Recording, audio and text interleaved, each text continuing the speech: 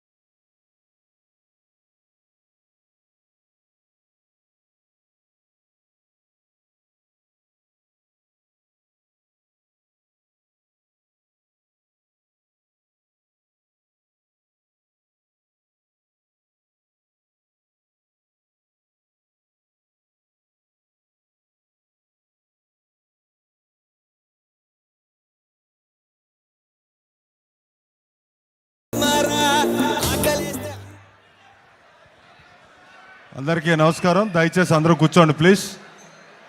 Phones అన్ని of చేసి కూర్చోండి దయచేసి ప్లీజ్. ఏమా ప్లీజ్ దయచేసి నిశ్శబ్దంగా ఉండండి ఒక నిమిషం.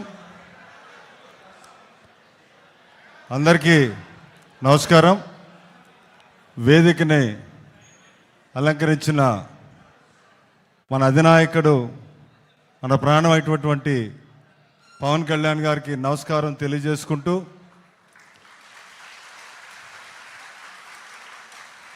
అదేవిధంగా మరి ఇక్కడికి వచ్చిన ప్రతి ఒక్క జనసేన నాయకులకి, కార్యకర్తలకి, వీర మహిళలకి అందరికీ కూడా, అదేవిధంగా ఇన్ఛార్జీలు కానీ నాయకులకి కానీ అందరికీ కూడా హృదయపూర్వక నమస్కారాలు. మరి యాక్చువల్గా మన భీమవరం ఒక ముఖ్య నేతలతోటి మీటింగ్, దాంతోపాటు వేరే మీటింగ్స్ కూడా అనుకున్నాం. కానీ సార్కి కొద్ది ఇంపార్టెంట్ వర్క్ ఉండటం వల్ల ఇమీడియట్గా వెళ్ళిపోవాల్సి వచ్చి వాళ్ళకి అత్మాయిని కూడా క్యాన్సిల్ చేసుకోవడం జరిగింది. సరే, ఇక్కడికి వచ్చిన వాళ్ళందరూ కూడా మనకి పోటీ చేసి నగ్గిన ఎంపీటీసీలు కానీ, సర్పంచ్లు కానీ, అలాగే వేరే పోరాటం చేసి ఓడిపోయి కూడా మనతోటి ఉండి పార్టీ బలోపేతానికి పనిచేసే ఎంపీటీసీలు, సర్పంచ్లు కానీ, వార్డు మెంబర్లు కానీ, అది ఏ పదవి ఆశించకుండా మేమంటూ ఉన్నామని ముఖ్య నాయకులు అందరూ కూడా ఇక్కడ ఉండటం జరిగిందండి. మరి చాలామంది ఇంకా మిమ్మల్ని కలవలేదని బాధతోటి కూడా ఉన్నారు చాలామంది. నెక్స్ట్ మీటింగ్ మాకు ఒక పెద్ద మీటింగ్ ఇవ్వాలి, మనందరి బాధ్యత కూడా బయట చెప్పాల్సిన అవసరం ఉన్న టైం ఒత్తిడి వల్ల ఒక చిన్న మీటింగ్ చేసుకోవడం జరుగుతుంది. సరే, ఏదేమైనా ఈరోజు మహత్ ఆనందంగా ఉన్న రోజు అందరికీ కూడా. కారణం, మన ఆత్మబంధువు అయిన భీమవరానికి కళ్యాణ్ గారు మళ్ళీ ఇక్కడికి వచ్చి మా అందరి కోరిక అండి, మన అసెంబ్లీకి ఇక్కడి నుంచి వెళ్ళి రాష్ట్ర రాజకీయాల్లో జనసేన మార్పుని చూపించే రోజు ఆసన్నమైంది. తప్పనిసరిగా మా భీమవరం నుంచి మీకు ప్రమాణం చేస్తున్నాం, భీమవరం చరిత్రలో ఎప్పుడూ రానిటువంటి మెజారిటీ తోటి మిమ్మల్ని పంపిస్తామని చెప్పేసి మాకు ఈ అవకాశం కల్పిస్తున్నది మీ అందరూ కూడా హృదయపూర్వక చేస్తూ, మరి ఆయన సందేశం మనం వినాలి. అదేవిధంగా ఆయన మాట్లాడే ముందు ఒక జాయినింగ్, ముత్యాల వెంకటేశ్వరరావు గారు, అందరికీ ఆత్ముడు రత్నం గారు, ఈయన ఉండి శాసనసభ ఎమ్మెల్యేగా పోటీ చేస్తున్నారు. అలాగే ఎక్స్ డిసిసిబి చైర్పర్సన్ చేశారు. రాజకీయాల్లో చాలా ప్రముఖ పాత్ర పోషించి అందరికీ ఒక పెద్దగా ఉండే వ్యక్తి రత్నం గారు, వారి సతీమణి ఉమాదేవి గారిని వేదికపై రావాల్సిందిగా కోరుచున్నాను.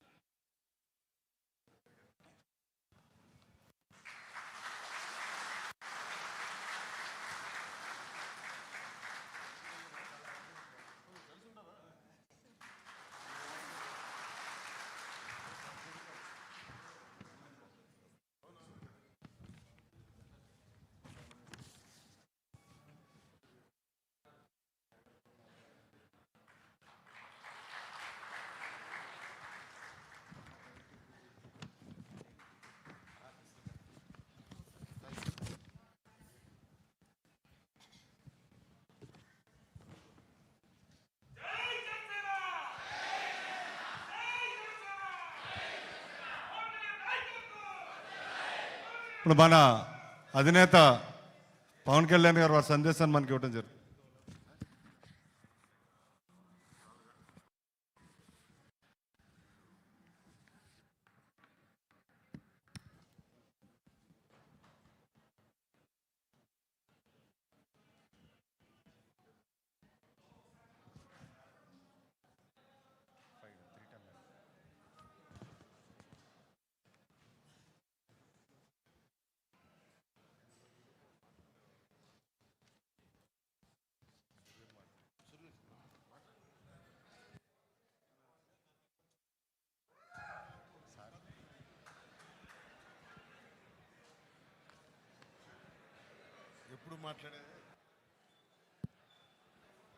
ఎప్పుడు మాట్లాడే సూర్య గారు మాట్లాడడానికి ఇష్టపడలా. మాట్లాడండి మాకోసం, మాట్లాడు.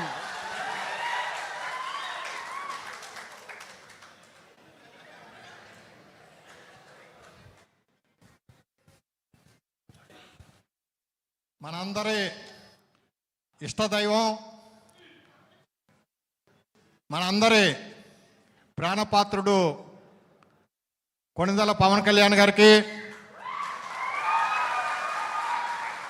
ఉడుకు నెత్తురుతో ఉక్కు కండరాలతో విచ్చేసిన జన సైనికులకి, జనసేన నాయకులకి, పొంగు బిగించి పంటి బిగువున పౌరుషాన్ని రగిలించే వీర మహిళలందరికీ కూడా నా హృదయపూర్వక శుభాకాంక్షలు. మన భీమవరం రెండో పార్టోలి క్విట్ ఇండియా ఉద్యమంలో కానివ్వండి, సహాయ నిరాకరణ ఉద్యమంలో కానివ్వండి, మన స్వాతంత్ర పోరాటంలో కానివ్వండి, మన భీమవరానికి జాతిపిత మహాత్మా గాంధీ భీమవరాన్ని రెండో పార్టోలిగా పిలవటం జరిగింది. మరి ఈరోజు మన పవన్ కళ్యాణ్ గారు జనసేన పార్టీ ఆవిర్భావం మన పూర్వీకుల యొక్క త్యాగాల్ని, సేవల్ని, వారి యొక్క ప్రాణత్యాగాల్ని దృష్టిలో పెట్టుకుని ఆయన ఈ జనసేన పార్టీని ఏర్పాటు చేయటం జరిగింది. మరి ఈరోజు మన భీమవరంలో మరి ఆయన పోటీ చేసి ఓడి గెలిచారు. ఆయన 62,000 ఓట్లు మరి ఆయనకి రావటం జరిగింది. 54,000 ఓట్లు మన తెలుగుదేశం పార్టీకి రావటం జరిగింది. 70,000 ఓట్లు వైఎస్ఆర్సీపీకి రావటం జరిగింది. అంటే జనసేన తెలుగుదేశం పార్టీ పొత్తులో భాగంగా ఈరోజు 1,20,000 ఓట్లు మన కొణిదెల పవన్ కళ్యాణ్ గారి జనసేన పార్టీ చేతిలో ఉన్నట్టే. మరి మన అందరం కూడా ఎంతో ఆశతో భీమవరం నియోజకవర్గంలో ఆయన పోటీ చేయాలి, ఇక్కడి నుంచే గెలవాలి, ఇక్కడి నుంచే శాసనసభలో అడుగు పెట్టాలని మనందరం కూడా అహర్నిశలు రేయింబావుళ్ళు కూడా ఈ 5 సంవత్సరాలు కూడా మనం పనిచేయటం జరిగింది. మరి మన ఆశలు మరి చిగురించేలాగా మనందరికీ ఒక ఆశా దీపంలాగా మరి ఈరోజు ఈ కార్యక్రమానికి కళ్యాణ్ గారు రావటం జరిగింది. కాబట్టి మనం ఒకటే అర్థం చేసుకోండి, మీరందరూ కూడా పోటీ చేస్తే పవన్ కళ్యాణ్ గారే భీమవరాన్ని పోటీ చేయాలి, గెలిస్తే పవన్ కళ్యాణ్ గారే భీమవరాన్ని గెలవాలి. అలాగే భీమవరం నుంచి శాసనసభలో అడుగెడితే పవన్ కళ్యాణ్ గారే అడుగు పెట్టాలి. మనం ఓటేసేది పవన్ కళ్యాణ్ గారికే, మనం గెలిపించేది పవన్ కళ్యాణ్ గారిని మాత్రమే. మనం శాసనసభలో మన ఓట్ల ద్వారా అడుగు పెట్టేది మన పవన్ కళ్యాణ్ గారు.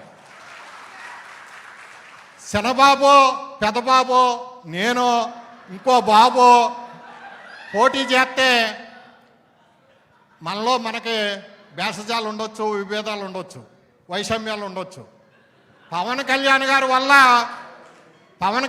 వల్ల మన అందరం కలిసాం. ఈ జనసేన కుటుంబంలోకి వచ్చాం. మన అందరం కూడా కుల మతాలకు అతీతంగా, వర్గ వైషమ్యాలకు అతీతంగా మనందరం భిన్నత్వంలో ఏకత్వం కింద వసుదైక కుటుంబంగా ఈరోజు జనసేన పార్టీలో ఎటువంటి అరమేకలు లేకుండా మన అందరం కూడా కలిసి జనసేన పార్టీలో సాగుతున్నాం. ఈ జనసేన పార్టీ మరి ఆయన భావజాలం మనందరికీ కూడా తెలుసు. ఆయన ఎంత శక్తివంతమైన వ్యక్తో మీ అందరికీ కూడా తెలుసు. ఆయన వారి అన్నగారి నుంచి కానీ వారి కుటుంబం నుంచి కూడా ఏమి ఆశించడు. ఆయన పదవుల మీద ఆశ లేదు ఈయనకి, డబ్బుల మీద ఆశ లేదు ఈయనకి, కులపిచ్చి లేదు ఈయనకి, మతం పిచ్చలేదు ఈయనకి. డబ్బులంటే పిచ్చి కాదు, పదవులంటే పిచ్చి కాదు, దేశం అంటే పిచ్చి, జనం అంటే పిచ్చి. మన జనసేన పార్టీని ఆయన ఏర్పాటు చేయడానికి కారణం దేశం కోసం, ధర్మం కోసం, జనం కోసం ఏర్పాటు చేశాడు ఆయన. మీరందరూ కూడా అర్థం చేసుకోండి దయచేసి. ఆంధ్ర రాష్ట్ర అవతరణ కోసం పొట్టి శ్రీరాములు గారు ప్రాణత్యాగం చేశాడు ఆయన. ఆయనకు ప్రతిరూపమే మన పవన్ కళ్యాణ్ గారు. బ్రిటిష్ పాలకుల కబంధాస్తాల నుంచి, భరతమాతను దాస్య సంకలాల నుంచి ముక్తి చేసేందుకు విప్లవ జ్యోతి, అమరజీవి మన అల్లూరి సీతారామరాజు గారు. ప్రతిరూపం పవన్ కళ్యాణ్ గారు. బ్రిటిష్ పాలకులకి గుండి ఎదురొట్టి ఆంధ్ర కేసరి టంగుటూరు ప్రకాశం పంతులు ప్రతిరూపం పవన్ కళ్యాణ్ గారు. మన సర్దార్ దండు నారాయణరాజు గారు ప్రతిరూపం పవన్ కళ్యాణ్ గారు. మన చింతలపాటి వరప్రసాద్ మూర్తిరాజు గారు ప్రతిరూపం మన పవన్ కళ్యాణ్ గారు. దంతులూరి నారాయణరాజు గారు ప్రతిరూపం మన పవన్ కళ్యాణ్ గారు. బివి రాజు గారు ప్రతిరూపం పవన్ కళ్యాణ్ గారు. సాగి రామకృష్ణరాజు గారు ప్రతిరూపం పవన్ కళ్యాణ్ గారు. కుటుకులపూడి గోవిందరావు గారు ప్రతిరూపం పవన్ కళ్యాణ్ గారు. ఏంటి భారత మాత తెలుగు తల్లి ప్రతిరూపం పవన్ కళ్యాణ్ గారు. మనం ఒకటి దయచేసి మనలో ఎటువంటి భేషజాలు అమెరికా వద్దు. మనలో ప్రవహించేది పవన్ కళ్యాణ్ గారి రక్తం. మన అందరి రక్తం ఆయనలో ప్రవహిస్తుంది. గుర్తుంచుకోండి. కులాల కుళ్ళు కడిగేయడానికి వచ్చాడైనా, మతాలు మొత్తం వదిలించడానికి వచ్చాడైనా, వర్గ వైషమ్యాలను రూపుమాపడానికి వచ్చాడైనా, ప్రాంతీయ విద్వేషాలను రూపుమాపడానికి వచ్చాడైనా, భాషా భేదాలు లేకుండా ఏంటి భిన్నత్వంలో ఏకత్వం కింద వస్తే కుటుంబంగా జాతి అంతా ఒక్కడవ్వాలి, దేహం ముక్కలైనా దేశాన్ని ముక్కలు కాలేమనని చెప్తారు. కులం వద్దు, మతం వద్దు, భారతీయతే ముద్దని ప్రపంచానికి సాటే వ్యక్తి కొలందలు పవన్ కళ్యాణ్ గారు. మానవత్వం మూర్తి పీస్తే పవన్ కళ్యాణ్ గారు. కర్తవ్యం కళ్ళు తెరిస్తే పవన్ కళ్యాణ్ గారు. చైతన్యం సిగిరిస్తే పవన్ కళ్యాణ్ గారు. నీతి నిజాయితీలకి నిలువెత్తు సాక్ష్యం పవన్ కళ్యాణ్ గారు. అంటే ఈరోజు నా వెనకాల నా కులం లేదు, నా కుటుంబం లేదు, నా మతం లేదు, నా వెనకాల కొనుగోలు పవన్ కళ్యాణ్ గారు ఉన్నారు. ఈ జనసేన పార్టీ ఉంది నా వెనకాల.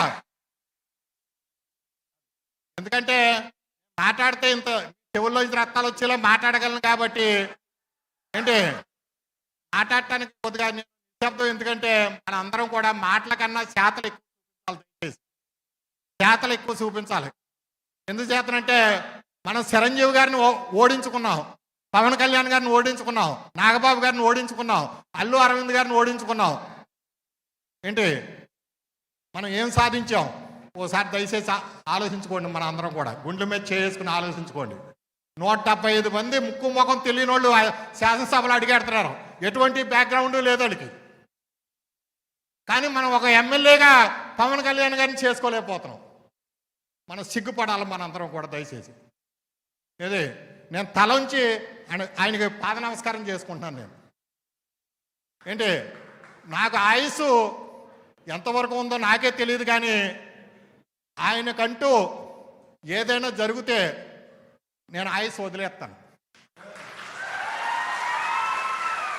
దయచేసి మీరందరూ కూడా ఫోటోల కోసం మనం జనం చుట్టూరు తిరగాలయా? పవన్ కళ్యాణ్ గారి చుట్టూ తిరగటం ఏంటి?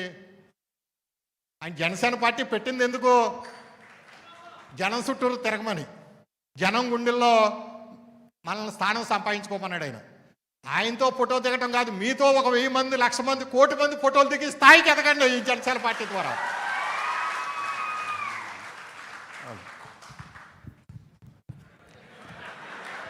అంటే సారు అన్నయ్య గారు ఎంతో అనుభవజ్ఞుడు, ఆయన అనుభవం మనం పంచుతారు. కానీ ఈరోజు బిఫోర్ లైట్ ఫెయిల్ అయ్యే లోపు సార్ వెళ్ళాలి కాబట్టి ఆయన స్పీచ్ తీసుకుని ఇంకో జాయినింగ్ ఉన్నారండి. మల్లాడి రాజేంద్ర ప్రసాద్ గారు కాకినాడ నుంచి వచ్చారు. వారికి కూడా సార్ ఆధ్వర్యంలో చేతుల మీదుగా వారికి కండువా కప్పి పార్టీలో కావాల్సి కోరుతున్నాం.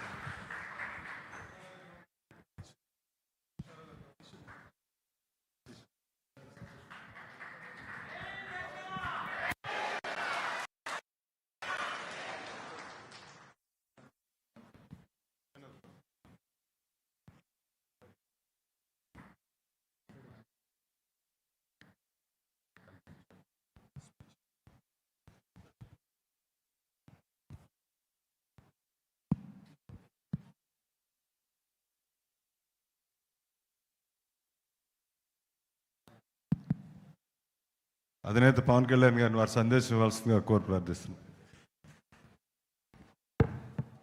సందేశాలు అంటే పెద్ద మాటలు ఎందుకు కానీ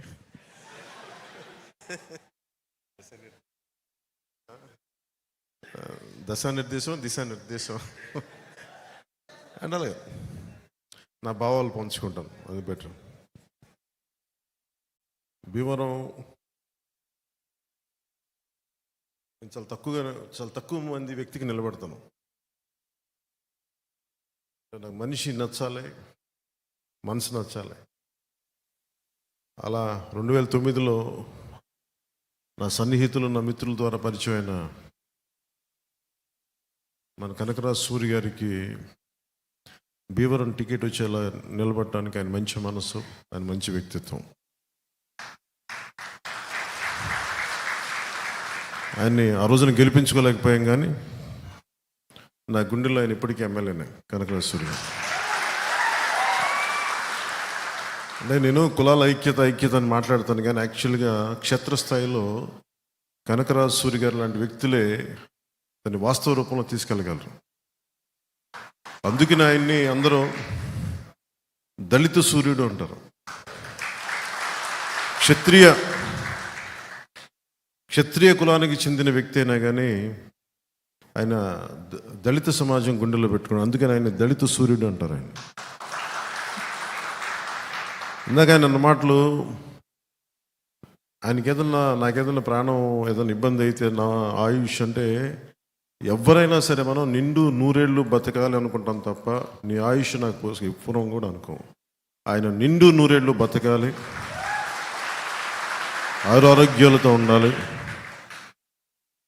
నాకు ఇళ్ళకి వెళ్ళటం కొత్త కాదు. నాకు కనకరాజు సూరి గారు కూడా 2019లో 18లో ఆయన ఇంటికి వెళ్ళి మరీ పిలిచాను, ఆహ్వానించాను పార్టీలోకి. రాజకీయాలకు దూరంగా ఉంటే మీరు రావాలి మీరు అని చెప్పి ప్రత్యేకించి ఆయన ఉన్న పరిస్థితులకు అపార్ట్మెంట్లోకి వెళ్ళిపోయి అపార్ట్మెంట్లో ఉంటే నేను ఆయన ఇంటికి వెళ్ళి మరి ఆహ్వానించాను. అలాగే ఆ రోజున ఎర్రం నారాయణ స్వామి గారి ఇంటికి కూడా వెళ్ళాము. ఆ రోజు కీర్తిశేషులు. నాకెప్పుడు ఈ ప్రజలకి మరింత చేరువయ్యేలాగా, ప్రతి ఒక్కరికి చేరువయ్యేలాగా నాకు భీమవరం నేర్పించింది. 2016, 17 ఆ సంవత్సరాల్లో ఇదే హాల్లో కూర్చొని ఎన్ని వేల మందిని కలిసానో నాకే తెలియదు. మనుషులతో ఎలా మెసలాలి, సమస్యలు ఎలా వినాలి, ఇవన్నీ నాకు మన భీమవరం, మన ఈ హాల్ నేర్పించింది నాకు.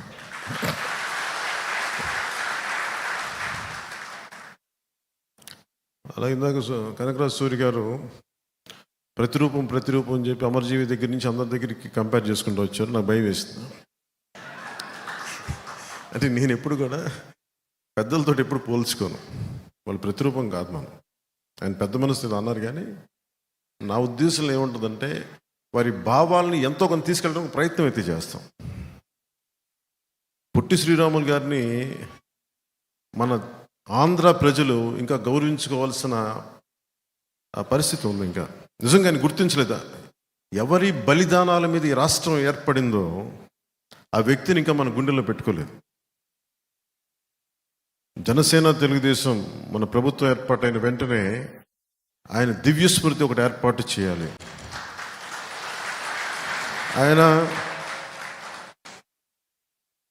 ఆయన ఒక్క వైశ్య కులానికి చెందిన వ్యక్తి కాదు. అంబేద్కర్ గారు ఒక దళిత కులానికి చెందిన వ్యక్తి కాదు, అందరికీ చెందిన వ్యక్తి. ఆయన అన్ని కులాలకు చెందిన వ్యక్తి అంబేద్కర్ గారు. అల్లూరి సీతారామరాజు ఒక క్షత్రియ కులానికి చెందిన వ్యక్తి కాదు, సమస్త మానవాళికి చెందిన వ్యక్తి అల్లూరి సీతారామరాజు. కానీ దురదృష్టవశాత్తు మనం దూరం చేసుకున్నాం ఇలాంటి మహానుభావులందరినీ. ఒక అల్లూరి సీతారామరాజు గారు కానీ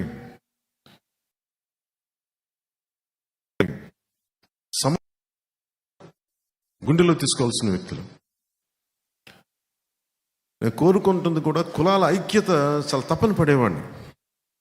ఈ పదవులు, రాజకీయాలు, దీని అంతిమ లక్ష్యం ప్రజలకు మేలు చేయడానికి తప్ప, సమాజంలో సుస్థిరత తీసుకురావడానికి తప్ప, శాంతి సౌభాగ్యాలు నెలకొల్పడానికి తప్ప విడగొట్టడానికి. వైఎస్ఆర్సీపీ వ్యక్తిగతంగా శత్రువు కాదు అతను నాకు, కానీ అతను చేసే విధానాలు చాలా విచ్ఛిన్నంగా ఉంటాయి. మనం కులాలని కలుపుకుంటా వెళ్దామని ప్రయత్నం చేస్తూ ఉంటే అతని వ్యక్తిగత లబ్ధి కోసం, అధికారం కోసం కులాలని విచ్ఛిన్నం చేసుకోవడానికి వెళ్ళిపోతా ఉన్నాడు ఆ వ్యక్తి. కొన్ని ఉదాహరణలు చెప్తాను. నేను 2014 నుంచి కూడా నేనేం కోరుకున్నా అంటే, తెలంగాణలో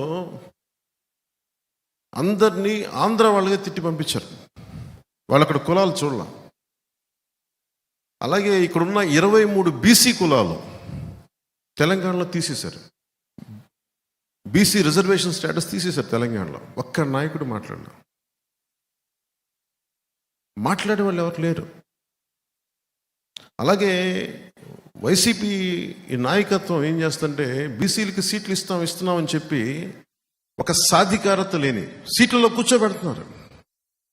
ఎంపీలుగా కూర్చోబెడుతున్నారు, కార్పొరేషన్ చైర్మన్గా కూర్చోబెడుతున్నారు, ఎమ్మెల్యేలుగా కూర్చోబెడుతున్నారు. కానీ వాళ్ళకి నిర్ణయాలు తీసుకునే హక్కు ఇవ్వట్లేదు. ఇది ఒక సమస్య ఉంది. నేను కోరుకుంటుంది నిజంగా రామ్ మనోహర్ లోహియా గారు ప్రతిపాదించింది, అన్ని వెనకబడ్డ కులాల దగ్గర నుంచి శెట్టి బలిజలు కానీ, గౌడ కులస్తులు కానీ, యాదవ కులస్తులు కానీ, దేవాంగులు, కొప్పిలి వెలములు, కాళింగులు, నగరాలు, తూర్పు కాపులు, వీళ్ళతో పాటు కాపు సామాజిక వర్గంలోని ఒంటరి బలిజ తెగ సమూహాలు, తెగలు, వీళ్ళందరూ కూడా ఎక్కువ సంఖ్యాబలం ఉన్న కులాలు ఇవన్నీ. అందుకే వీళ్ళలో సఖ్యత లేదు. వీళ్ళలో సంఖ్యాబలం ఉన్న కులాల్లో సఖ్యత లేదు, సఖ్యత ఉండదు. ఆ సఖ్యత సాధిస్తేనే తప్ప ఈ కులాలు వైఎస్ జగన్ దగ్గర దేహి అనుకునే పరిస్థితి నుంచి బయటపడతారు. సంఖ్యాబలం ఈ కులాలది, అధికారం జగన్ది. ఈ పరిస్థితి మారాలి, మారుతుంది, మారుస్తాం. శెట్టి బలిజలు కులస్తులు ఎదగడం అంటే, గౌడ కులస్తులు ఎదగడం అంటే, యాదవ కులస్తులు ఎదగడం అంటే మిగతా కులాలు తగ్గడం కాదు, పై కులాలు తగ్గడం కాదు, ఉచ్చి కులాలు తగ్గడం కాదు. అణగారిన కులాలు ఎదగడం, సాధికారత సంపాదించడం. నేను ఆ దిశగా నేను ఆలోచిస్తూ ఉన్నాను. మత్స్యకార కులాలు, మత్స్యకారులు అనేక తెగలు ఉంటాయి. వాడబలిజలని కానీ, అగ్నికుల క్షత్రియులను కానీ, వీళ్ళందరినీ ఎలా ముందుకు తీసుకెళ్ళాలి? కేవలం కులాల్లోని నాయకులు ఎదగడం కాదు, ఆ కుల సమూహాల్లో ఎక్కువ లబ్ధి పొందాలి. వాటి దిశగా ఎలా అడుగులు వేయాలి? పబ్లిక్ పాలసీలు ఎలాంటి పరిస్థితులు తీసుకురావాలి? నాయకులు చాలామంది కులాలని వాడుకొని ఎదుగుతున్నారు తప్ప కులాలకి నిజంగా ఆ లబ్ధి పొందట్లేదు, చేకూరట్లేదు. ఆ పరిస్థితి మారాలి. ఆ విధంగా ఏ విధంగా నిర్ణయాలు తీసుకుంటే పరిస్థితులు మారుతాయి, అవన్నీ ఆలోచిస్తూ ఉన్నాం.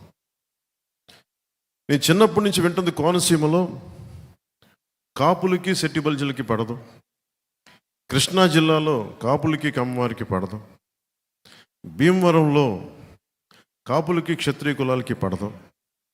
ఇలా ప్రతి చోట చెప్తా ఉంటే నేను వచ్చి సాధించగలిగింది ఏంటంటే, నేను కనకరాజు సూరి గారు ఇలా కూర్చొని నిలబడి ఉంటాం భీమవరం. నేను 2016 నుంచి నేను ఒక సోషల్ ఇంజనీరింగ్ ప్రక్రియ మొదలుపెట్టాను. ఇద్దరు సెట్టి బల్జీలకి కాపులకి పడదు పడదు పడదని ఏంటో, అసలు ఎందుకు పడాలి, ఎందుకు ఇబ్బందులు ఉంటాయి వీళ్ళందరికీ ఆలోచించి ఎందుకంటే నాకు ఒక అదృష్టం ఏంటంటే, సినిమాలో ఉండటం వల్ల నాకు అన్ని కులాల్లో అందరు అభిమానులు ఉన్నారు. పచ్చబొట్లు పొడిపించుకునే అభిమానులు, గుండెల్లో పెట్టుకునే అభిమానులు. 2016-17 పోరాట యాత్ర చేస్తున్నప్పుడు పాయకరావుపేటలో నా కోసం తోరణాలు కడతా విద్యుద్ఘాతానికి గురై ఇద్దరు యువకులు చనిపోయారు. నేను పరామర్శకు వారి ఇంటికి వెళ్తే, సెట్టి బల్జీ కులానికి చెందిన నా అభిమాని, రజక కులానికి చెందిన అభిమాని. నేను ఇన్ని కులాల అభిమానాన్ని పొందిన వాడిని. నేను పుట్టడానికి కాపు కులంలో పుట్టినప్పటికీ కూడా నేను కేవలం కాపు కులానికే పని చేస్తాను, కాపుల కోసమే పార్టీ నేను పెట్టలేదు. నేను అందరి కోసం పెట్టాను పార్టీ. ఎందుకంటే పొలిటికల్గా నేను రైట్గా మాట్లాడను, ఏది ఆకట్టుకునేలా మాట్లాడను, ఏది సరైందో నేను అదే మాట్లాడతాను. ఒక జబ్బుకి మందు సరిగ్గా మాట్లాడటం, సామాజిక రుగ్మతలకి సరిగ్గా మాట్లాడటం, చెప్పడం. నేను ఆ రోజున కోరుకుంది, కోనసీమలో కాపులకి సెట్టి బల్జీలకి గొడవలు తగ్గాలని నేను కూర్చొని ఇట్లాగే సోషల్ ఇంజనీరింగ్ అంటే దాని మీద ఒక హెవీగా ఆలోచించకండి. కూర్చొని సమన్వయపరచడం, మాట్లాడటం, మెత్తగా మాట్లాడటం, సమస్యలుంటే బయటికి తీసుకురావడం. ఆ రెండు గ్రూపుల్ని నేను ఎక్కడో ఒక చిన్న ఇలాంటి హాల్లో మొదలు పెడితే ఈరోజు అది నిన్న ఎక్కడి దాకా వచ్చిందంటే, కోనసీమ జిల్లాకు చెందిన వాసంశెట్టి సుభాష్ అని సెట్టి బల్జీల యువకుడు, అలాగే గంధం పల్లం రాజుని కాపు కులానికి చెందిన యువకులు, అలాగే బాలయోగి గారి అబ్బాయి హరీష్ అని మీద తెలిసిన దళిత కులానికి చెందిన వ్యక్తులు, అలాగే ఈ చిక్కాల గణేష్ గారు, వీళ్ళందరూ కూడా ఏకమై నేను ఏదైతే చెప్పానో దాన్ని తూచా తప్పకుండా పాటించి ఈ రోజున దాదాపు ఎక్కడికి వెళ్ళినా కాపు కులస్తులు సెట్టి బల్జీలకు ఆహ్వానం పలుకుతున్నాను అని చెప్పి మైత్రి భోజనాలు, కార్తీక మాసంలో వన భోజనాలు పెడుతుంటే నాకు ఎంత ఆనందం వేసిందంటే వాళ్ళందరినీ చూస్తే. అందుకు నేను హక్కును చేర్చుకున్నాను. భావితరానికి కావాల్సిన నాయకులు కులాలని విడగొట్టేవాళ్ళు కాదు, కులాలని కలుపుకుంటూ మనకి అభివృద్ధి పదం వైపు తీసుకెళ్లేవాడు. నేను అలాంటి యువకులు ఏ పార్టీలో ఉన్నా నేను గుండెల్లో చేర్చుకోవడానికి, హక్కును చేర్చుకోవడానికి, కొంతమంది తెలుగు వేరే పార్టీలో ఉన్న వాళ్ళందరినీ పక్కన కూర్చోబెట్టుకుని నేను ఒకటే చెప్పాను, మీరు రాష్ట్ర భవిష్యత్తుకి మీరే నాయకులు, భవిష్యత్తులో మీరు. అలాగే మన పశ్చిమ గోదావరి జిల్లాలో కానీ అన్ని జిల్లాల్లో కూడా కొత్త నాయకత్వం రావాలి. చాలామంది నాయకులు 80-90లో అలసిపోయారు. వారి అనుభవం మనం వాడుకొని, నేను కూడా సినిమా ఇండస్ట్రీలో కూడా నేను ఖుషి అయిపోయిన తర్వాత నా రిటైర్మెంట్ ప్లాన్ చేసుకున్నాను. నాకు ఎంత 29-30 ఉంటే అంతే, వయసు కూడా కాదు. ఎందుకంటే ఇంక నేను ఇప్పటి నుంచి రిటైర్మెంట్ ప్లాన్ చేస్తే తప్ప కొత్త తరానికి అవకాశం రాదు. అలాగే పాలిటిక్స్కి కూడా రిటైర్మెంట్ చాలా అవసరం. ఎందుకంటే కొత్త తరాన్ని రానివ్వాలి అంటే కొత్త తరం నాయకులకి అండగా ఉండాలి. అలాంటి కొత్త తరం నాయకులకి జనసేన ఎప్పుడు వేచి చూస్తూ ఉంటారు. అలాంటి నాయకులు కనిపిస్తే మటుకు నేను రెడీగా ఉంటాను. సో నేను ఆ ప్రయత్నం దిశగా వెళ్తున్నాను. ఇంకొకటి, జగన్ కులాల్ని విచ్ఛిన్నం చేసే వ్యక్తి. అంటే ఇదందరూ మనం సోషల్ ఇంజనీరింగ్ సంబంధించి సమాజం ఈ రోజున భీమవరం నుంచి నేను ఈ పిలిపిస్తా ఉన్నాను. జగన్ అనే వ్యక్తి కులాలని విచ్ఛిన్నం చేసే వ్యక్తి. చాలా మెథాడికల్గా 5-10 మంది బీసీ కులస్తులకి ఇచ్చేసి నేను బీసీలకి చేస్తున్నానని ఒక మాయ చెప్తాడు, కానీ వాస్తవానికి జరుగుతుంది మనం గ్రహించాల్సింది మన కళ్ళ ముందే ఉన్నాయి అన్నీ. వాటన్నిటిని క్రోడీకరించుకొని ఇతని వ్యక్తిత్వం ఏంటి అని మనం ఆవిష్కరింప చేసుకోవాలి. మన నాయకులు కూడా దాని గురించి ఆలోచించాలి. ఉదాహరణకి తూర్పుగోదావరి జిల్లాలో ఈ ఎమ్మెల్యే, ఆయన పేరేంటి, మన ఎమ్మెల్సీ అనంతబాబు, మన వైసీపీ ఎమ్మెల్సీ అనంతబాబు అనే వ్యక్తి, అతని కింద పనిచేసే ఒక దళిత కులానికి చెందిన ఒక వ్యక్తిని డ్రైవర్గా ఉంటే ఆ అబ్బాయిని చంపి ఏవో కారణాలు నాకు తెలియదు ఇంటికి తీసుకెళ్ళి మీ అబ్బాయి చనిపోయిన డోర్ డెలివరీ చేశారు. ఈ డోర్ డెలివరీ చేస్తే దీని పర్యవసానం మనం ఎవరు ఊహించం. నాకు చాలా భయం వేస్తా అలాంటి సంఘటనలు జరిగితే. నాకేమనిపిస్తుంటే, పైగా అబ్బాయి ఎమ్మెల్సీ వ్యక్తి అతన్ని ఏదో అటు ఇటు మాయ చేసి జైలుకి పంపిస్తే, జైలు నుంచి బయటకు వచ్చేటప్పుడు బాస్ ఈజ్ బ్యాక్ అని చెప్పి 10,000 మందితో ఊరేగింపు చేస్తే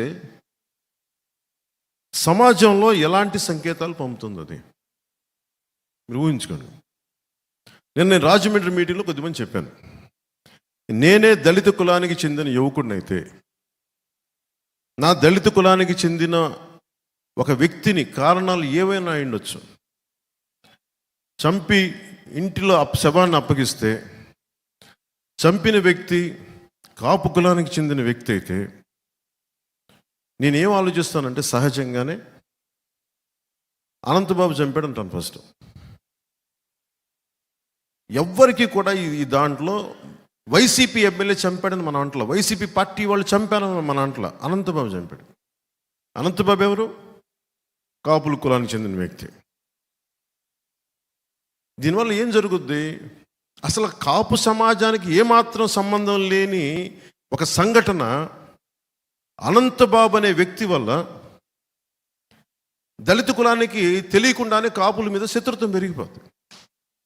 పుట్టి పుణ్యానికి ఇందులో ఏ కాపు కులానికి ఏ కాపు సంఘాల నాయకులకి సంబంధం లేదు, కానీ ద్వేషం మటుకు వ్యక్తి చేసిన తప్పుకి పక్క కులానికి ద్వేషం పెరిగిపోతుంది. అట్లా గొడవలు వచ్చేస్తాయి. ఇది మారాలి, ఇది మార్చాలి. విశ్వనాథ సత్యనారాయణ గారు చెప్పింది, అన్ని అనర్థాలకి మూలం మానవ ప్రవృత్తి హేతువు కానీ, వాని కులం కానీ, జాతి కానీ, మతం కానీ, ప్రాంతం కానీ కాదు అని ఆయన ప్రత్యేకించి చెప్తారు. అంటే వాడి నేచర్, ఒక వ్యక్తి తాలూకు ఆలోచన విధానం అది మంచి చెడు నిర్ణయిస్తే తప్ప అతని కులం కానీ, మతం కానీ, జాతి కానీ, ప్రాంతం కానీ కాదు. అనంతబాబు చేసిన ఈ ఒక తప్పు జగన్ ఎలా ప్రేరేపిస్తాడంటే, విడగొడతాడు కులాలు. మీరు కొట్టుకు చావండి. జగన్ ప్లాన్ ఇదే. సెట్టి బల్జులు కాపులు కొట్టుకోవాలి, సెట్టి బల్జులు కాపులు దళితులు కొట్టుకోవాలి, కాపులు క్షత్రియులు సెట్టి బల్జులు కొట్టుకోవాలి. ఇది ఇంతే. విడగొట్టి విడగొట్టి విడగొట్టి సమాజంలో సుస్థిరత లేకుండా చేస్తున్నాడు ఈ వ్యక్తి. దీనిని నేను ఈ రోజున ఒక ఎన్నికల కోసం మాట్లాడతాను. 2 నెలల్లో ఎన్నికలు ఉన్నాయి, ఇంకొక 50 రోజులు ఎన్నికలు ఉన్నాయి, నేను అభ్యర్థిగా నిలబడతాను. అసలు వీటి మీద ఏది కాదు నా ఉద్దేశం. నా గెలుపు ఓటంలో నేమో తాకు. డబ్బులు పోయినా, ఉన్నా, పేరు వచ్చినా రాకపోయినా నేను నిలబడేది సమాజం తాలూకు సుస్థిరత. ఎవరిని గుర్తుపెట్టుకుంటాం ఈ రోజున? ఎవరిని గుర్తుపెట్టుకుంటాం ఈ రోజున? పొట్టి శ్రీరాములు, అమరజీవైన పొట్టి శ్రీరాములు గుర్తుపెట్టుకుంటాం. ఎమ్మెల్యే కాదు, ముఖ్యమంత్రి కాదు. అసలు ఈ నేల ఏర్పడిందంటే అతని బలిదానం. అలాంటి గుర్తుపెట్టుకుంటాం తప్ప వందలాది మంది ఎమ్మెల్యేలు వచ్చారు, వెళ్ళిపోయారు. వందలాది మంది ఎమ్మెల్యేలు వచ్చారు, వెళ్ళిపోయారు. ముఖ్యమంత్రులు వచ్చారు, వెళ్ళిపోయారు. గాల్లో కలిసిపోయారు. వాళ్ళు ఎవరు గుర్తులేరు. ఒక పొట్టి శ్రీరాములు గారిని గుండెలో పెట్టుకుంటాం. అంటే ఈ సమాజాన్ని కలిపే వాళ్ళని గుర్తుపెట్టుకుంటాం తప్ప జగన్ ఈరోజు ఉంటాడు. ఇంకొక ఎన్నికలు అయిపోయింది గుర్తు కూడా ఉన్నాడు ఈ వ్యక్తి.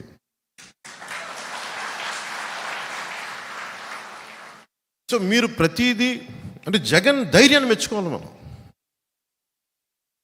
ఆ బీసీ కులాలకు చెందిన నాయకులు ఎవరు చెప్తున్నారు, మాకు ఇక్కడ స్థానాలు ఉన్నాయి, ఎమ్మెల్యేలు ఉన్నాయి, కానీ మాకు అధికారం లేదని వైసీపీ నా బీసీకి సంబంధించిన ఎమ్మెల్యేలు చెప్తా ఉన్నారు బయటకు వచ్చి ఈ రోజున పార్టీలో. సో మనం గుర్తుపెట్టుకోవాల్సింది ఇది మారాలి. బీసీ కులాలు ఎదగడం అంటే కాపులు తగ్గిపోవడం కాదు, ఓసీ కులాలు తగ్గిపోవడం కాదు, బీసీలు ఎదగడం అంతే. నేనైతే మనస్ఫూర్తిగా అది కోరుకుంటున్నాను. దళిత కులాల నుంచి ఒక దామోదరం సంజీవయ్య గారు లాంటి నాయకులు రావాలి. బాలయోగి గారు ఉన్నారు, బాలయోగి గారిని అన్ని కులాలు ప్రేమిస్తారు, అన్ని కులాలు ప్రేమిస్తారండి. నోరు మంచిదైతే ఊరు మంచిదో, వ్యక్తిత్వం మంచిదైతే అందరినీ ఆకట్టుకుంటుంది. ఉదాహరణ నేను సినిమాలోనే ఉన్నాను, ఏ హీరో రాకూడదు అనుకుంటే ఎట్లా, అందరూ రావాలి. నా ఒక్కడి వల్ల చిత్ర పరిశ్రమ నడుస్తుందా? నా కుటుంబంలోని హీరోల వల్ల చిత్ర పరిశ్రమ నడుస్తుందా? అలాగే రాజకీయాల్లో కూడా ఒక్క కులం వల్ల నడుస్తుందా రాజకీయం? సో నేను కోరుకుంటుంది ఏంటంటే అందరూ బాగుండాలి, దీంట్లో పోటీతత్వం ఉండాలి ఖచ్చితంగా. అంత మాత్రం కొట్టేసుకొని చంపేసుకోవాల్సిన అవసరం లేదు మనకి. ఎవరిది బెటర్ ఆర్గ్యుమెంట్, ఎవరిది బెటర్ పబ్లిక్ పాలసీ, ఎవరు ఎక్కువ న్యాయం చేస్తారు, ఇవి కదా మనం ఆలోచించాల్సింది. ఇక్కడున్న భీమవరం వైసీపీ ఎమ్మెల్యే కూడా వ్యక్తిగతంగా నాకు శత్రుత్వం ఏం లేదు. నేను ఎంత ఇబ్బందులు పడ్డానో మీకు ఈరోజు చెప్తున్నాను. పోయిన ఎన్నికల్లో నా పక్కన ఉన్న తులసి అనే వ్యక్తి, ఆయన వియ్యంకులు, ఆయన వచ్చి నా దగ్గరికి ఇదే వేదిక మీద వచ్చి మాట్లాడతాడు. ఆయన నా వియ్యంకులు అంటే నా కూతుర్ని ఇచ్చాను, మీరేం అనకూడదు అంటాడు.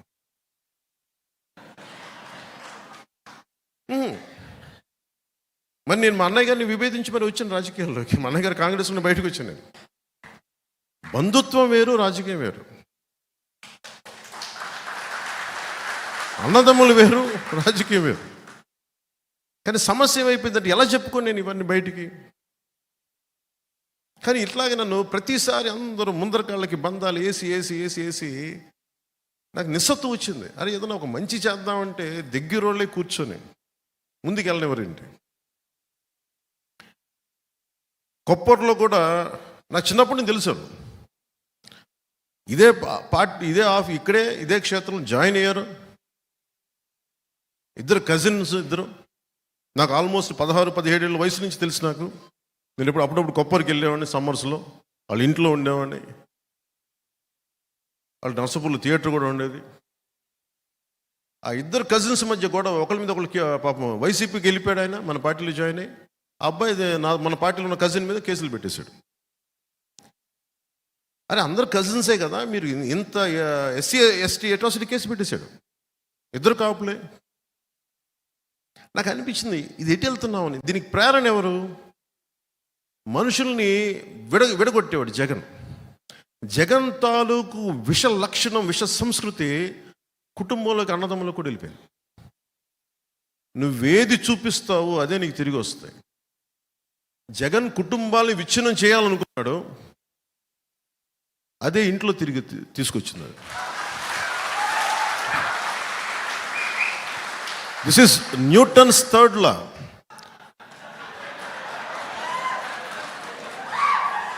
నువ్వేది చెయ్యాలనుకుంటావో చర్యకి ప్రతిచర్య ఉంటుందంట. అదేదో న్యూటన్ అదే స్పిరిచువల్ లా, అది నాట్ జస్ట్ ఫిజికల్ లా. నువ్వు ఏది చెయ్యాలనుకుంటావో అదే నీకు తిరిగి వస్తుంది. నువ్వు నేర్పిన విద్య నీరజాక్ష అంటావు. పాపం రాజశేఖర రెడ్డి గారు చాలా కష్టపడి డబ్బులు సంపాదించారు, అన్ని వేల కోట్లు సంపాదించి పాపం ఇద్దరు బిడ్డలకి సమానంగా ఇస్తే ఆ సంపాదన ఇవ్వలేదు చెల్లికి. చాలా బాధ కలిగించే అంశం ఇది. పాపం సాక్షి పేపర్లో వాళ్ళకి రావాల్సిన వాటా ఉంది, ఇవ్వలేదు. భారతీయ సిమెంట్స్లో ఇవ్వాలి వాటాలు, ఇవ్వలేదు. పాపం ఆవిడ ఈ రోజున పడుతున్నాయి. ఎంత నిజం బాధ వేసింది. పాపం మరి ఇవ్వాలి కదా, సొంత చెల్లికి ఇవ్వాలి, ఇవ్వడం. సొంత చెల్లికి ఆస్తి ఇవ్వనోడు మనకి ఎలా వాటాలు పంచుతాడబ్బా? మీరు ఆలోచించండి.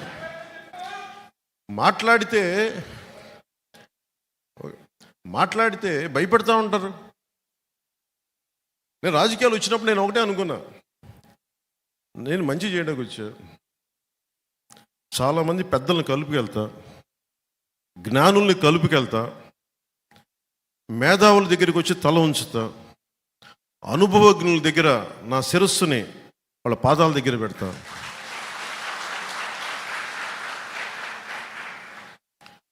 ఒక పార్టీని మోసేటప్పుడు పార్టీ కోసం ఎన్ని తిట్లేని తింటా. 2009లో అప్పుడు పార్టీ పెట్టిన ప్రసంగంలో ఒక సంఘటన జరిగింది. ఆ సంఘటనలో నా ప్రమేయం లేదు, ఎవరికో సీట్ ఇవ్వాలనుకుంటే ఇంకొకరికి ఇవ్వలేదు. ఆయన నిరాకరించారు. ఇంకా ఆయన కూర్చోబెట్టి టీవీలో నన్ను తిట్టడానికి సిద్ధంగా, నన్ను కాదు అందరినీ. అసలు నాకు సీట్ల దాంట్లో ప్రమేయం లేదు. ఒక్క కనకరాజుగా సూరి గారి సీటు కోసమే తపన పడ్డా ఆ రోజున. సరే, నాకేం అప్పు చెప్పారు ఆయన ఇట్లా మాట్లాడి. ఎందుకు చెప్తున్నానంటే పార్టీని ఎలా వెనకేసుకు రావాలనే ఒక ఈ ఉద్దేశం చెప్తున్నాను. ఆయన దగ్గరికి వెళ్తే నువ్వేం చెప్పారంటే, ఆయన నీకు తెలుసు కదా, నువ్వు వెళ్ళి ఆయన్ని సముదాయించి ఆయన టీవీలో తిట్టకుండా చూడండి. నేను వెళ్ళగానే ఆయన హైదరాబాద్లో ఒక అపార్ట్మెంట్ సముదాయం, అప్పుడు నాకు కొద్ది గొప్ప పేరు ఉంది హీరోగా. ఇంకెళ్ళగానే ఆయన తిట్టడం స్టార్ట్ చేశాడు. తిడతా ఉంటే నేను ఎన్ని తిట్లు తిన్నానంటే నా జీవితంలో తిట్లు ఎవరు తిట్టలు అన్ని బూతులు తిట్టాను. నేను ఇగో చూపించలా, నేను గట్టిగా మాట్లాడచ్చు, నా సంబంధం లేదండి అని అనలా. నా నాయకుడు నాకు ఒక పని చెప్పాడు, అది డ్యామేజ్ జరగకుండా చూడని నేను బాధ్యత తీసుకున్నాను. నేను ఎమ్మెల్యే కాదు, ఎంపీ కాదు, కంటెస్ట్ ఏమీ కాదు.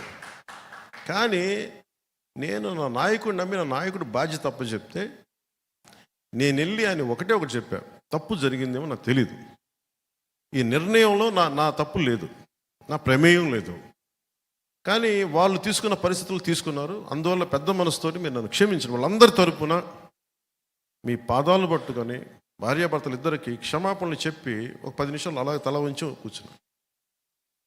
ఇది ఎందుకు చెప్తానంటే, నేను నాకు బాధ్యతని ఒక సమస్యని పరిష్కరించడానికి తగ్గించడానికి నా శిరస్సు తీసుకెళ్ళి పాదాల దగ్గర పెట్టేస్తాను. ఇది నేను ఇంత నమ్ముతాను, నేను ఎంత త్రికరణ శుద్ధికి పని చేస్తాను. నేను 2014 నుంచి నేను మోడీ గారితో పక్కనే ఉన్నాను.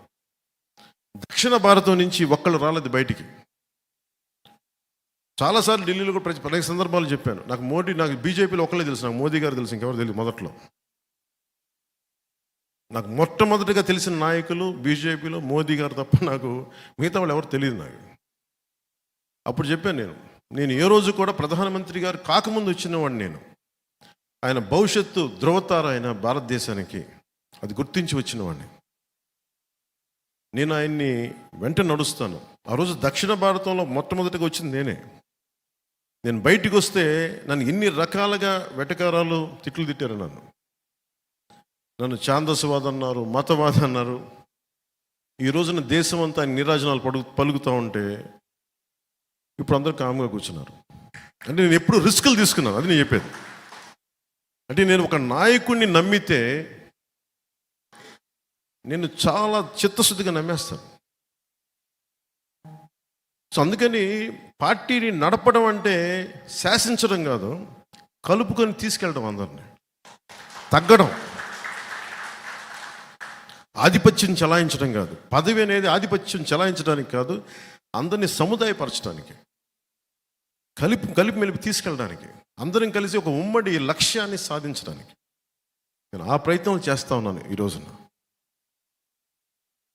అలాగే 2019 ఎన్నికలకి నేను ఏ రోజున కూడా జీరో బడ్జెట్ పాలిటిక్స్ అని నేను చెప్పి అలసిపోయాను. నేను ఎప్పుడు చెప్పలేదు బాబు, జీరో బడ్జెట్, డబ్బులు లేకుండా రాజకీయం చేయాలి నేను ఏ రోజున చెప్పలేదు. ఎలక్షన్ కమిషన్ కూడా ఈ రోజున 45 లక్షలు పెంచింది ఖర్చు. ఎవరికి భోజనాలు పెట్టకుండా రాజకీయం చేసేద్దామంటే కుదరదు. కనీసం భోజనాలు పెట్టాలి. నా మీద వస్తారు అభిమానం. నేను నాయకులందరికీ మొన్న ఒకసారి చెప్పా, డబ్బులు ఖర్చు పెట్టాల్సిందే, ఓట్లు కొనాలా లేదా అనేది నేను చెప్పను. ఎప్పుడు అది మీరు నిర్ణయాలు తీసుకోండి, బాగా పని చేయండి. అసలు ఓట్లు కొనలేని పరిస్థితికి ఉంటే సంతోషం. అది మనందరం ఏంటి ఒక అందమైన అబద్ధంలో బతుకుతున్నాం. దేశం అంతా అందరూ వేలకు వేల కోట్లు ఖర్చు పెడతారు, కానీ ఎవరు మాట్లాడరు దాని గురించి. అందరూ సైలెన్స్ చెప్పి అలా కూర్చుంటారు. అంత అంత ఫాల్స్ సొసైటీ అయిపోయింది. నాకు కూడా అన్నీ తెలుసా, నీకు కామం కూర్చొని చూస్తాను, నేను కూడా చూడాల్సి వస్తుంది. భవిష్యత్తులో ఇది మారాలి. కనీసం 2029 ఆ తర్వాత వచ్చే ఎన్నికలు కానీ ఇంకొక 10 years తర్వాత అయినా సరే అసలు ఓట్లతోటి డబ్బులతోటి ఓట్లు కొనాల్సిన అవసరం లేని రాజకీయం రావాలి. అప్పుడు నిజమైన అభివృద్ధి ఉంటుంది. ఇందాక మన ఒకరింట్లోకి వెళ్తే వాళ్ళు మాట్లాడుతూ ఉన్నారు, బీజేపీ నాయకులు.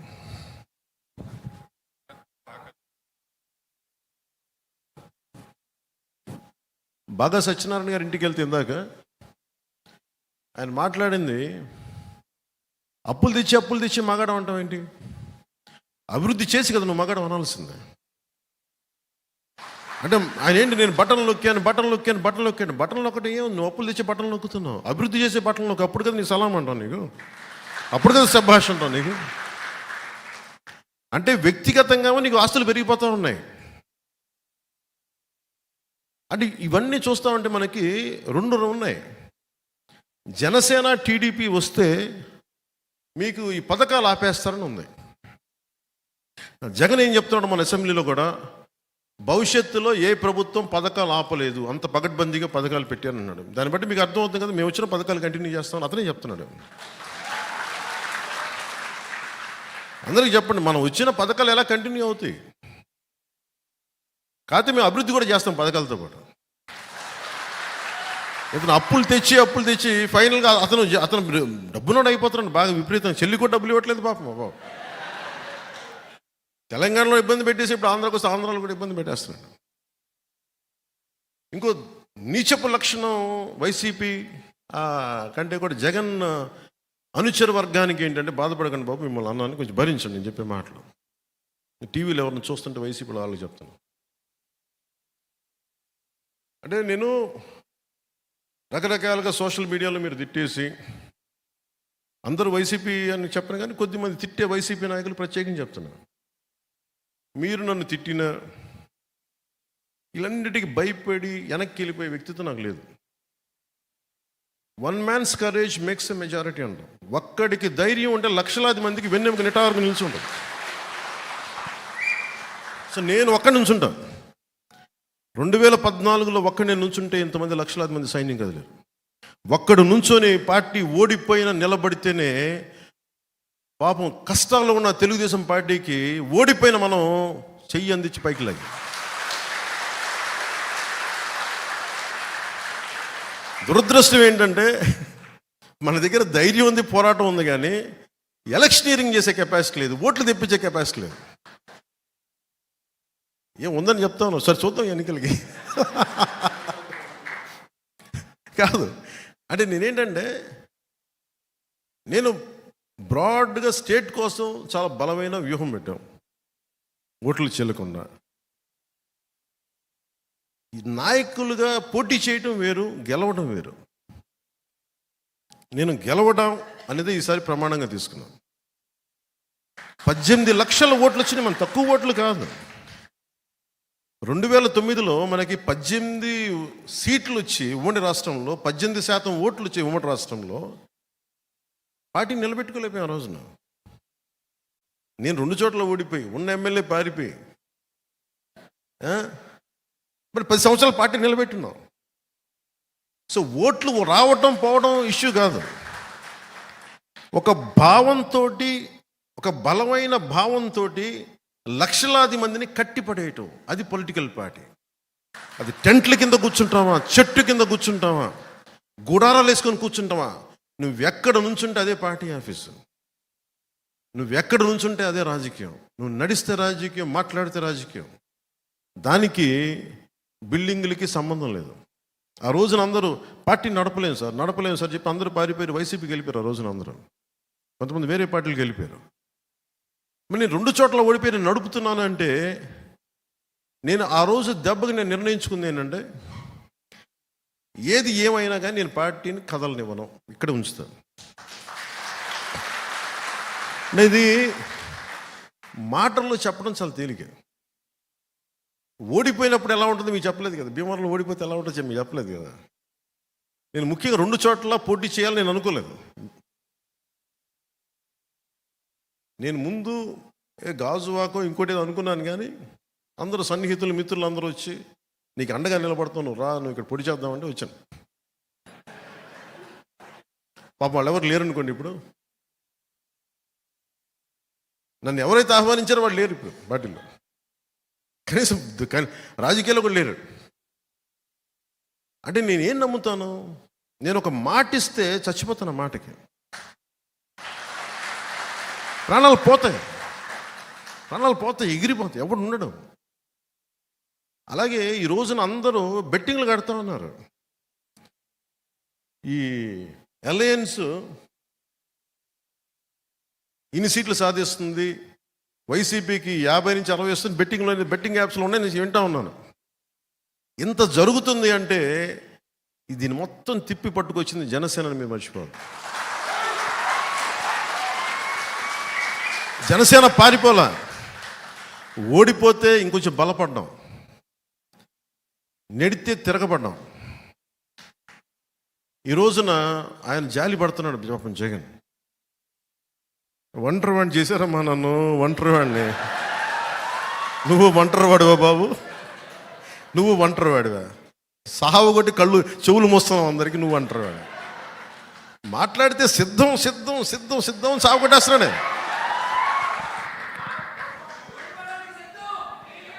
అలాగే ఆయన సిద్ధం దేనికో చూద్దాం. నువ్వు సిద్ధం అంటే మేము యుద్ధం అంటాం. కానీ యుద్ధం చేయాల్సినంత గొప్పడ కాదని మనం నిర్ణయించుకోవాలి. నేను అనుకున్నా, నాకు అందరు చెప్పారు, సార్ ఆయన సిద్ధం పోస్టర్లు పెట్టేస్తారు సార్, మీరు కూడా ఇలా పెట్టి ఇట్లా అనాలి ఇలా అనాలంటే, అప్పుడు నేను సినిమాలో కూడా చేయనా ఇలాంటి పంచ్ డేలో ఊరికన్నా. అంటే నేను కూర్చోబెట్టి నువ్వు సిద్ధం అంటే అతను వాళ్ళు ఏం ఎక్స్పెక్ట్ చేస్తారు వైసీపీ వాళ్ళు? యుద్ధం, గుర్తుపెట్టుకో. నాకు ఎలా ఉంటుందంటే, నేను సినిమాలో చెప్పడానికి కూడా ఇబ్బంది పడతాను, అది చాలా సిల్లీగా ఉంటుంది నాకు. త్రివిక్రమ్ గారు మన భీమవరం వాస్తవ్యంలో నా సన్నిహితులు మిత్రులు ఆయన డైలాగ్ చెప్పారు అత్తారింటి దారిలో, సింహం గెడ్డం గీసుకుంటుంది, నేను గెడ్డం మర్చిపోయాను, సింహం గెడ్డం గీసుకొని నేను గీసుకున్నాను అంతే తేడా. నేను చెప్పాను సార్, నేను సింహం ఇవన్నీ ఇబ్బందిగా ఉంటాయి సార్, నేను చెప్పలేను ఈ డైలాగ్.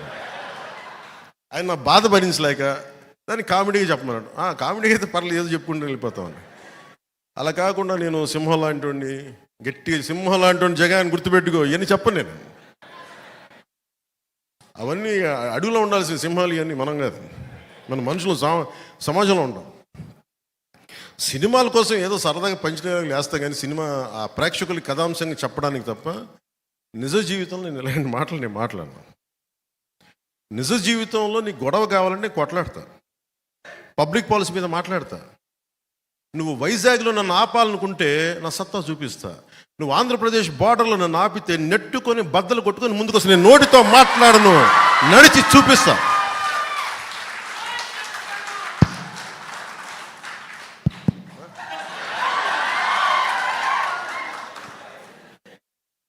నడిచి చూపిస్తాం. ఇదేంటంటే ఇది వ్యూహం నాకు వదిలేయమని చెప్పాను అందరినీ. టీడీపీ, జనసేన, భారతీయ జనతా పార్టీ నాయకుల ఆశీస్సులు ఉండాలి. ఈ అలయన్స్ కోసం నేనేదో నాకు మెచ్చి మేకతోలు కప్తాను, నేను చేయలే. ఆంధ్రప్రదేశ్ అప్పుల్లో కూరుకుపోయిన ఆంధ్రప్రదేశ్కి, అభివృద్ధికి దూరంగా ఉన్న ఆంధ్రప్రదేశ్కి, ఇది ఈ క్రిమినాలిటీ పెరిగిపోయిన ఆంధ్రప్రదేశ్ని రక్షించుకోవాల్సిన అవసరం ఉంది. అందుకని అందరం కలిసి ఓట్లు చెల్లకుండా ఉండాలని చెప్పిన ప్రతిపాదనకి ఎంత నలిగిపోయినా నా ఒకడికి తెలుసు. ఈ రోజున అందరూ ఎమ్మెల్యేలు, ఎంపీలు ఏదన్నా అవుదాం అనుకుని దాన్ని ఓటు అందరూ బలంగా ఉన్నారు. ఈ రోజున ఈ బలానికి కారణం నేను పడ్డ మామూలు నలుగుడు కాదు. దీనికి ఎన్ని చీవాట్లు తిన్నానో జాతీయ నాయకుల దగ్గర మీకు తెలియదు, అన్ని చీవాట్లు తిన్నాను. నేను ఒకటే 2 చేతులు పెట్టాను, సార్ మా రాష్ట్రం సార్ ప్లీజ్ సార్ ప్లీజ్, ఇంతే దండం పెట్టి ఈ రోజున జరిగింది. నేను ఎప్పుడు జనసేన పార్టీ ప్రయోజనాలు ఆలోచించాలా, ఆంధ్రప్రదేశ్ ప్రజల ప్రయోజనాలు, తెలుగు ప్రజల ఐక్యత ఆలోచించాలి. సో దీన్ని దృష్టిలో పెట్టుకొని నాకు మనందరం బాగుండాలి, ఈ అలయన్స్ బలంగా నిలబడాలి. మనలో మనకి చిన్న ఇబ్బందులు ఉంటాయి, కొన్ని త్యాగాలు ఉంటాయి, ఇవన్నీ కొన్ని తప్పవు. కానీ త్యాగం చేసిన ప్రతి ఒక్కరికి గుర్తింపు వచ్చేలాగా రేపొద్దున్న ఎంపీటీసీలు కానీ జడ్పీటీసీలు కానీ స్థానిక ఎన్నికలు ప్రతి దాంట్లో 3వ వంతు జనసేన బలంగా తీసుకునేలాగా నిలబడేలాగా మనం ఓటు ట్రాన్స్ఫర్ కనుక జరిగితే టీడీపీని మనం వదిలేసిన చోట్ల, టీడీపీని నుంచున్న చోట్ల ఓటు జనసేన ఓటు ట్రాన్స్ఫర్ అయితే మటుకు రేపొద్దున స్థానిక ఎన్నికలకి అదే మీకు బలం అవుతుంది, మర్చిపోకండి. అలాగే 3వ వంతు మహిళలకు కూడా రిజర్వేషన్లు కూడా భవిష్యత్తులో వచ్చే 29లో రాబోతుంది. అది మీరు మహిళా నాయకులు కూడా మీరు ఇప్పటి నుంచి కష్టపడితే అది మీకు కూడా అది బంగారు దారి ఇచ్చినట్టు అవుతుంది. అందుకని మనస్ఫూర్తిగా నాకు ఈ అవకాశాన్ని ఇచ్చిన మా నాయకులందరికీ, ఆడపడుచులందరికీ, మహిళా నాయకురాలందరికీ, ఈరోజు పార్టీలో జాయిన్ అయిన శ్రీ రత్నం గారికి, మరి సతీమణి ఉమాదేవి గారికి, అలాగే మన మల్లాడి రాజేంద్ర ప్రసాద్ గారికి ప్రత్యేకించి నా హృదయపూర్వక ధన్యవాదాలు. ఈ వేదిక పైన ఉన్న మా నాయకులందరికీ కూడా పేరు పేరున హృదయపూర్వక ధన్యవాదాలు, నమస్కారాలు. యాక్చువల్లీ ఇది వెంటనే నేను వెళ్ళిపోవాలి ఇవన్నీ కాదు, కానీ నాకు ఒక్కడనే అయిపోయాను. 2019లో అప్పుడు నాయకత్వాన్ని లాగా నాకెవరు 10 మంది 20 మంది నాయకులు లేరు. లక్షల మంది నన్నే మాట్లాడాలనుకుంటారు. నేను చిన్నబాబు గారిని పెట్టి చిన్నబాబు గారు కాదండి నాకు నీతోనే మాట్లాడాలంటారు. కార్యకర్త నుంచి నాయకుల దాకా లక్షలాది మంది నాతో మాట్లాడాలని టైం సరిపోవట్లేదు. అందుకని ఆ కష్టాలకి నేను అటు ఇటు తిరుగుతున్నాను. అందుకే మొన్న నుంచి రావాలని ఏం లేదు, భీమవరం తిరగాలి, భీమవరంకి రావాలి అన్నీ ఉన్నాయి. కానీ ఏం వేసినా కానీ వైసీపీ వ్యతిరేక ఓటు చీలకుండా ఉండాలంటే దాని మీద చేసిన కసరత్తు కొంతకాలం భీమవరానికి దూరం పెట్టింది అంతే. అలాగే ఇక్కడ ఉండే స్థానిక వైసీపీ నాయకులు కూడా మన వాళ్ళు ఇబ్బంది పెడతారేమో వస్తే ఇవన్నీ దృష్టిలో పెట్టుకొని, ఒక్కటి జనసేన తెలుగుదేశం ప్రభుత్వం వచ్చిన వెంటనే లా అండ్ ఆర్డర్ సిచ్యువేషన్ మటుకు చాలా చాలా చాలా బలంగా, ఫాల్స్ కేసులు పెట్టినా, ఎలాంటి దౌర్జన్యాలు చేసినా అందరినీ తగు రీతిలో గుర్తించుకుంటాం. భవిష్యత్తులో ఇప్పుడు చేసిన ప్రతిదీ కూడా సరైన విధంగా దాని సరైన రీతిలో స్పందిస్తుంది. దాని గురించి ఏది మర్చిపోలేదు. గతంలో జరిగిన పరిస్థితుల్ని చక్కబెడతాం, సరిదిద్దుతాం, మేము మర్చిపోం. మీరు స్థానికంగా ఏ వైసీపీ ఎమ్మెల్యేని భీమవరం కదా ఎక్కడున్నా కానీ భయపడకుండా మనము తెలుగుదేశం భారతీయ జనతా పార్టీ కలిసి వచ్చిన ఈ రోజున ఏ వైసీపీ శక్తి ఆపలేదు మనల్ని. ఎదురంతా ఒక్కళ్ళమే ఉన్నప్పుడే మనల్ని వైసీపీ వాళ్ళు ఏం చేయాలి, ఇంతమంది కలిసి 3 కలిసి ఏం చేయగలరు? మనం ఒక్కళ్ళం బ్యారికేడ్లని తన్నుకుంటా ముందుకెళ్ళాం. 151 మంది ఎమ్మెల్యేలు వాళ్ళేం చేయలేదు. ఇప్పుడేం చేస్తారు? వాళ్ళు కూర్చొని ఓడిపోతున్న వాళ్ళ ప్రభుత్వం ఓడిపోతుంది, దానికి సిద్ధంగా ఉన్నారు వాళ్ళు. మనం గెలుస్తున్నాం, గెలిచి తీరుతున్నాం, ప్రభుత్వాన్ని స్థాపిస్తున్నాం. జై జనసేన, జై హింద్.